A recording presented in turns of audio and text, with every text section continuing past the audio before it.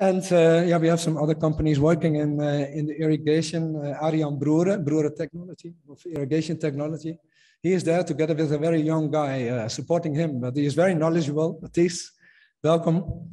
You are also working in the dripping irrigation systems. They are together with another company quite leading in the introduction of dripping systems in the Netherlands. And maybe you think, okay, you have plenty of water in the Netherlands, but even in that situation, we still make a shift to smart irrigation systems. So I'm really pleased to announce that this kind of experience and sharing experiences is very beneficial for farmers, and we can learn a lot from each other. And the third company working in the field of irrigation is Times/Atto Trading, and Altines is representing that company. He will also join the roundtable on irrigation. Thanks, Altines.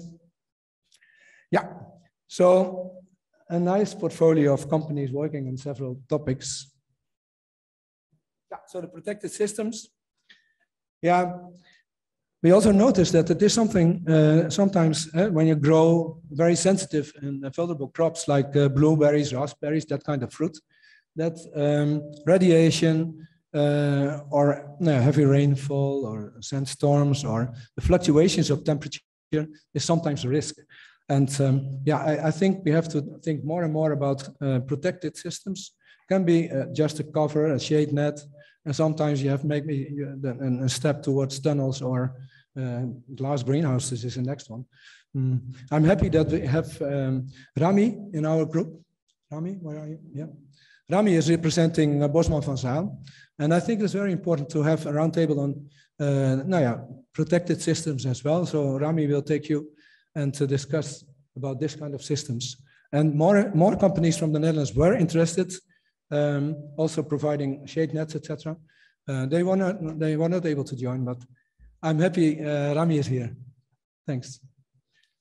So, as you, based on this kind of information, you can conclude that there is a lot to share.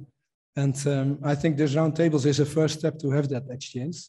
But I also want to stress that talking about climate change is not easy if there is no connection with the market. And sometimes the policymakers will let you believe that just make a shift to another kind of crop system and you are there. But if you forget the link to the market, yeah, then you are not doing the right job.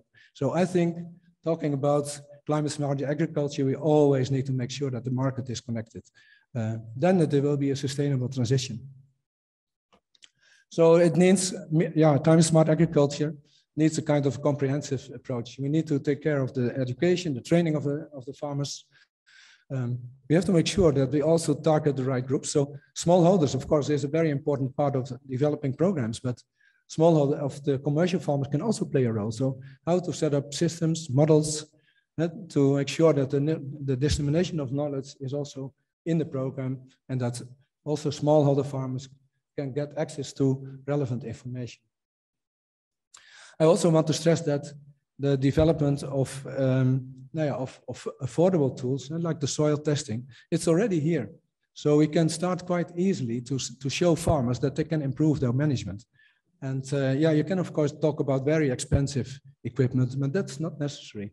There are a lot of tools already available which can be used and implemented right away. So yeah, this is more or less a first step in the exchange of knowledge around climate smart agriculture. I'm really happy with the environment here created also by the embassy by Melle Leenstra and his staff, that this has to be done together. There are quite a lot of programs already. And yeah, this group, this network can play a very important role in getting impact with our activities. So this was my presentation, just an introduction. And I hope you will have a very fruitful day and that this will be the first step in a very fruitful collaboration. Thanks a lot for your attention. And my apologies for my voice. So the next one will be an interview. So Roosmarijn, you will get the floor to interview Mr. Ashraf. Yes? So thank you, Mr. Ashraf Zaki, CEO of BioEgypt. And like I said, we are here to connect Egyptian agribusinesses to Dutch agribusinesses. And it is always good to hear from somebody who is already doing that. So thank you for being here. Pleasure, thank you. Perhaps you can give us a small explanation on the core business of BioEgypt. Sure. First of all, thank you for having us and organizing this event. I'm very pleased to be here, and for the Dutch Embassy also for taking the lead on organizing this. We're BioEgypt. We've been around now for over 13 years, focused on IPM solutions for growers in Egypt. We started this business actually on the production side. So we produce some of the natural enemies that we started exporting and using in our own farms. And then we've introduced some of them actually into the local market over the last few years. Can you come a little bit to the side, I think, to this side? Yeah. Yeah, thank you. including the phytosilice for spider mites. We also produce biofertilizers and biopesticides. So we're trying very hard to start introducing IPM solutions in general in Egypt. And as part of that, we were very fortunate to be partners with Koppert, who are probably one of the leading players worldwide in IPM solutions in general. We've started the partnership with them over 10 years now. First by bringing some of the technology and know-how of Koppert into Egypt, which helped us produce some of the natural enemies here. And we're very eager to see the new laws that are being introduced in Egypt today that will hopefully allow us to import some of the natural enemies into Egypt, because we believe that a lot of growers and farmers in Egypt right now are in need of these solutions, and we're happy to be playing a role in that. So very happy to meet everyone here, and looking forward to a spirited discussion. Thank you. Thank you. So can I ask you, what was the reason to explore collaboration with a Dutch company, and when did you start? We started, as I had mentioned, over 10 years ago. The company was started by my late father. We had already production of roses. We were one of the largest rose producers in Egypt, and one of the key issues in roses is red spider mites. So we started producing that for our own production in Egypt. And then the business grew, and the technology know-how grew. And we got to meet the founding some of the key players, including the CEO of Koppert, who came to Egypt 10 years ago, and the relationship developed. And we basically decided that even though the market is still very small, that we wanted to commit to try to start introducing these solutions into Egypt. So it's been 10 years. It's still a small business, but it's growing. And I think, at least over the last year and a half, we've seen a lot of growers calling us, asking us for help for IPM solutions in general. It's a very key topic for a lot of the growers. And as I said, now with the new laws that are hopefully in the process of being ratified, we look forward to playing a much more active role in the future. Yeah, exactly. So you mentioned 10 years. That's quite a long time. Yes. Can you explain a bit on the hurdles you faced also? Sure. I think the hurdles, obviously, part of it needs to be educational.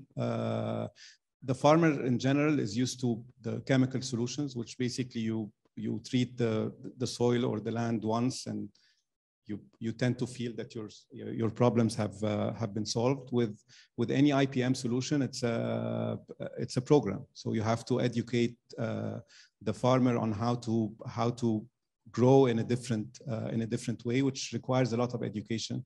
One of the things that we've done earlier on as BioEgypt is that we've started introducing services as part of our products, so that you can educate the farmer with these solutions. And I think more and more now we're seeing definitely a trend where the growers have started taking a key interest in our solutions, because in a lot of cases, conventional solutions now are not as effective as they used to be.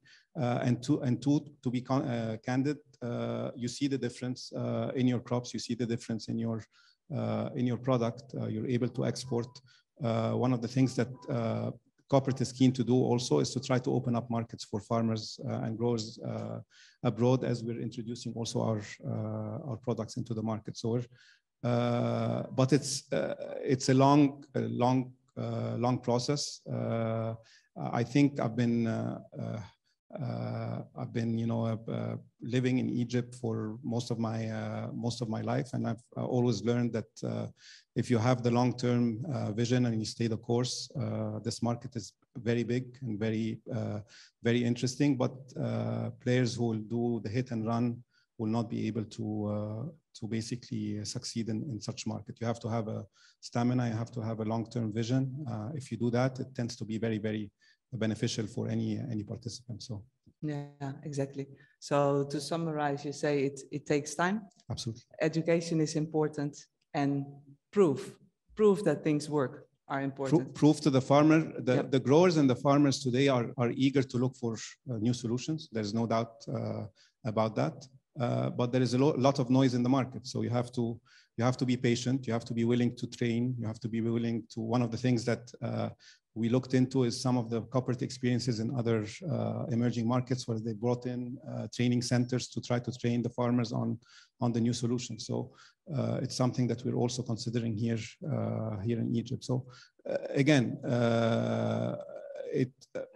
the market trends are clear. I think sustainability, agriculture, there is no avoidance of that. It's just a matter of time, and every country will have to deal with it. So whoever will commit to it and will put in the effort, I think it will be a very rewarding market for them here in Egypt. So what is your opinion on the importance of the involvement of the Egyptian government in exploring market opportunities? I think it's key. Regulations is a key obstacle in a lot of things in Egypt. And I know that we've worked with the Dutch embassy on trying to introduce natural enemies into Egypt, and we were very active. Some people from Koppert came, and the Dutch embassy organized some seminars for government officials to learn about, IPM, and give them comfort about, how safe it is, and that we're dealing with natural enemies that are in the Egyptian climate, so we're not introducing new pests or new insects into the ecosystem. So there is education that takes time, but I think also what we've seen is that the growers are putting a lot of pressure today on the government to change legislation. So it's at the end of the day, the grower is the one that will dictate. And when they hear enough growers saying we need these products, the government ultimately will have to listen. But definitely government regulations and is a very key component on being able to scale these businesses going forward. Yeah, absolutely. So to finalize, from your experience, what would you recommend future Egyptian and Dutch companies working together in climate smart agriculture? What is your main advice? My main advice is that you have to be patient. This market is ripe for change, and it's big and it's growing. If you're looking for one meeting and markets will open up, it's not going to happen. I'll be very candid with you. That has been our experience. If you put in the time and effort, it will definitely be worthwhile. So you have to have the patience, the long-term vision. We've been working with Koppert, to give them credit, for 10 years. And right now, I think they're seeing that, okay, things are starting to move, but it took 10 years. I'm not suggesting that you'll be sitting here for 10 years to try to open up the market, for sure. But don't expect to be flying in for one trip and all the doors will be open as well. So it does require some effort. It does require some education. But I'm seeing that right now the market is very ripe for these type of discussions. Everybody's looking for alternative solutions. Everybody's looking to open up markets, and the clients, as Peter has mentioned, everybody is is asking for sustainable solutions. So it's being driven by clients, and when the clients are driving the path, you know, everybody ultimately will have to follow. So my advice is patience and give it a shot. It's a market that's definitely worth the effort. Exactly. So I think patience and perseverance are the key words. Absolutely. Okay. Always. Always, exactly. So thank you very much. Thank you. Pleasure. Thank you. Mr. Ashraf Saki. So may I invite you, Hossam, to come to the stage, and also Arjen Reineveld. So we will have 2 other interviews. It will be about salinity, soil salinity's impact on soils, and also soil testing. Hossam, welcome. I'm welcome. happy to have you here. Nice. We got introduced to each other during the NAFIC training program, and Hossam is farm manager in the north of the Delta, and he faces some problems. And Hossam, you can explain a little bit what you are experiencing. Yes. أنا كان عندي الأول، أنا بشكر المهندس محمد نبيل، هو اللي عرفنا على مستر بيتر ومستر ريان وخلاني موجود في الكورس الموجود دلوقتي. مهندس محمد نبيل، كل الشكر ليه. At the beginning, he would like to thank Engineer Mohammed Nabil because he introduced him to the training program we have, the other training program to train the trainers on climate smart agriculture. لما التحقت معهم في المجموعة كان عندي مشكلة في التربة، مشكلة ملوحة عالية جدا. When he first joined the training program, one of his biggest, as a farm manager, one of his biggest challenges was the salinity of the soil. In دقهلية. In دقهلية. منصورة. At منصورة in دقهلية. كان عملت أكتر من تحليل في مصر هنا، وكانت التحليلات ما بتجيبش نتائج كويسة برضه معايا. He used to make soil testing at Egypt, and it didn't work well with him because was a lot of missing parameters. لما عرضت المشكلة على مستر بيتر طلب مني إن أنا أجيب عينات من التربة وبعتها لمستر ريان فيلد وحللوا له عملية تحليل كويس يعني. When he introduced the problem to Peter, he introduced him to Arjen from Eurofins, and then he told him, okay, we can make a soil testing and we make it in Netherlands. يعني التحليل في الطبيعي لو بيدي مثلا 10 بيانات او حاجه، هنا لا، هو اداني بيانات كتير جدا، عناصر كبرى، عناصر صغرى، اورجانيك ماتر، البي اتش، قوام التربه، وتوصيات كتوصيات عمليه، لو توصيات لكل محصول. لو انا حبيت ازرع محصول معين من المحاصيل اللي انا شغال عليها، ايه الجرعات اللي انا اشتغل عليها في العناصر. So for the soil testing that used to make in Egypt, he used to get, for example, 10 parameters. And that was not enough for him because also he was seeing the recommendations for how to handle or what's the recommendations to do with these parameters.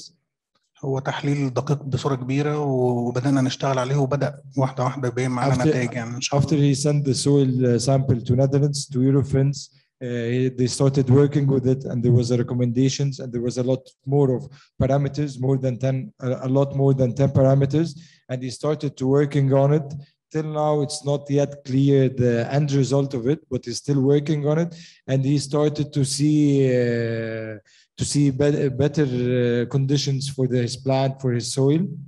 كمان وعدوني ان هم ان شاء الله هيجوا كمان يشوفوا المزرعه ويشوفوا الارض على الواقع ويحلل كمان معايا في النتائج في الارض. And for Eurofins, it was good for them to see the results on the ground and how it's helping you. شكرا. Thank you.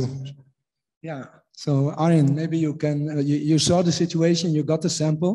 So what you? Please. You can wait. So next slide, please. So we got some pictures of the situation at your farm, and we took the sample.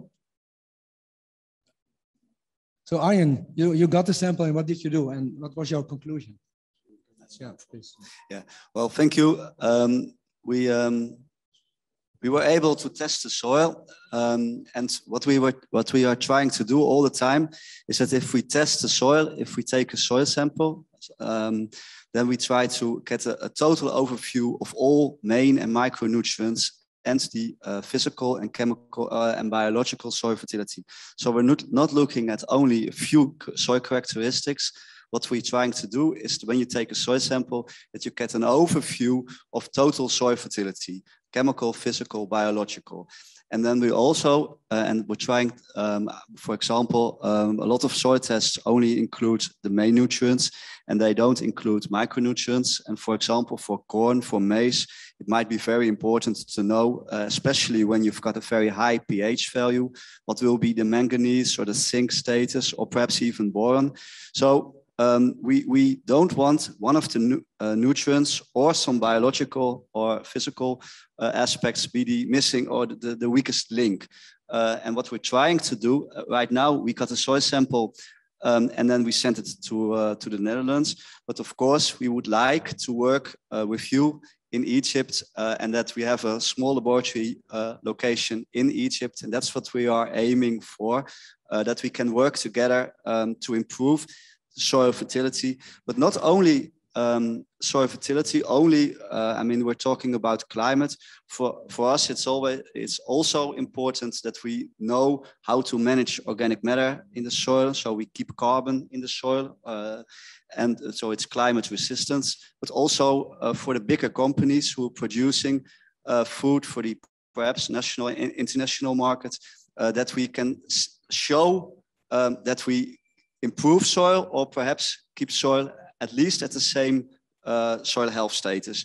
So it's related to of course, food production and quality issues, shelf life, for example, but also to soil health and carbon storage. Thanks a lot. Yeah, I think this is good as an introduction. You will be able to share more during your roundtable. We'll follow after 10 minutes.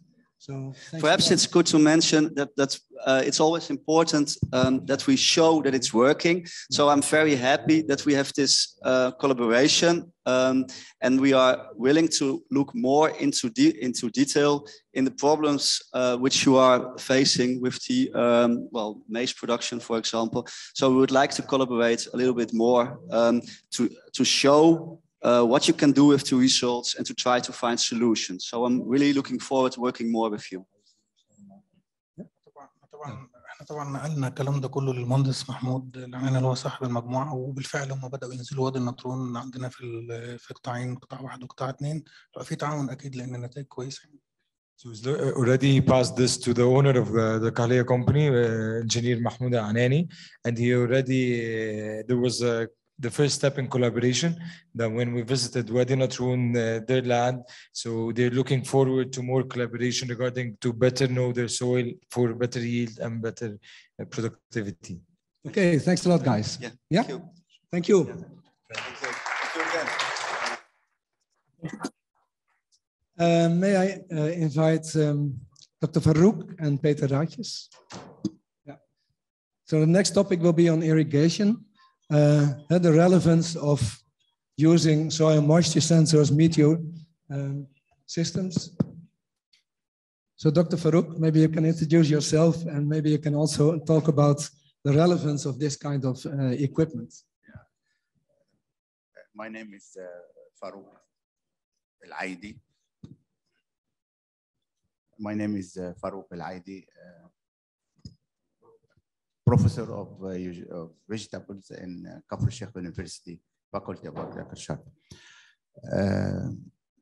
So I have a very long relation with Dutch side, as more than 40 years or more. So we have a good relation with many companies in Netherlands and also with universities. So we are always happy when we continue this cooperation in education, training, and also in business. So there are very big opportunities because they have high tech and also different levels of technique, which maybe we can use some of it under our conditions and under our farmer conditions. So in this time, we are working more in smart agriculture and mainly for water and irrigation. And this project the current project, we used the weather station and the weather data with sensors for soil moisture. And I think with this data, we can achieve a lot for the water consumption, or we make more efficiency of water in irrigation, mainly if there are many places in different soil kinds like heavy soil or sandy soils. And our experience till now, we have a very good results with this cooperation, I think so. Thank you. So Peter, you have a lot of experience. You told me that. How many times have you been in Egypt over the last years? I lost track, but I think close to 70 times in total. 70 times. No, yeah. You are quite a young guy. So, so tell me a bit about your experiences with soil moisture sensors. Is it beneficial for farmers here in Egypt? Yes, we've been doing this business here for 20 years together with my friend Hakim, who's with us here today. And well, we already heard before, it's a tough job, but you need to be very perseverant to convince growers to change their strategy. Everybody has been irrigating, of course, here for a very long time, and yeah, sometimes they think it's difficult to change that. But basically, with the data, if we have the data, we can really use this data to improve the irrigation management.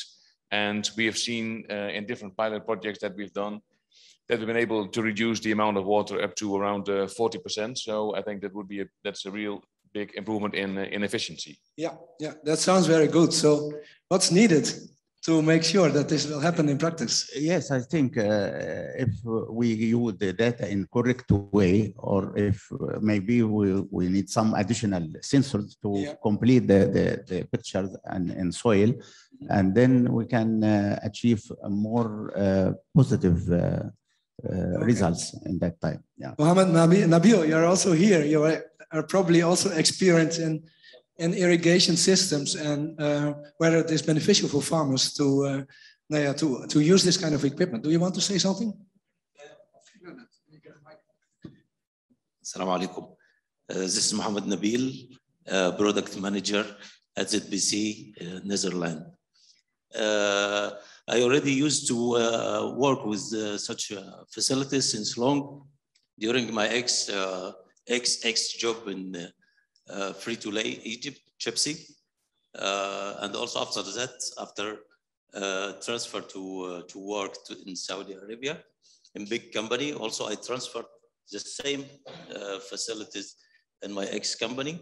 But really, it's interesting because usually we can find a lot of people irrigate randomly without any indication. But when they are doing to use such facility and know exactly to which level the irrigation, the dose of water already reached which level of the soil, so they can stop or they can add. So really, I can advise to use such a facility. Thank you, Mohammed. Yeah. I don't need to say anything. They say everything. Yeah, I think that's better. So thanks a lot for your experience. I think it is just important to share a little bit. We have a roundtable on irrigation. So thanks, Professor Farouk. Thank you. Thanks, Peter. You'll have opportunities to meet and discuss. Thank you. Thank you. Mela? Well, thank you for this conversation starter. I would like to thank the people who are following through a seminar, through a Zoominar, for your time, and the people who are here live will continue in workshops to engage, to get to know and learn more from each other. Thank you.